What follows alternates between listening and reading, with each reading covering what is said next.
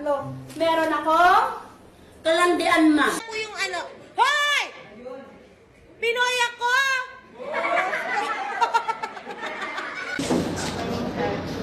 What, Kelly? Stand up, here, in front. Here, me. Ganyan naman may klase kayo sa akin, di ba? Kelly. Di ba sinabi ko sa inyo kanina, ayoko na narinig? Yes po. Heaven! Ito ay isang pamilya. Si tatay ang ano, halimaw.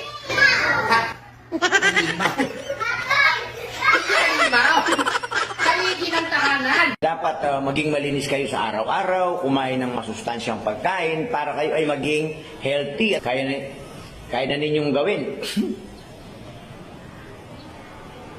Bakit na yung mutot? Sino yung mutot?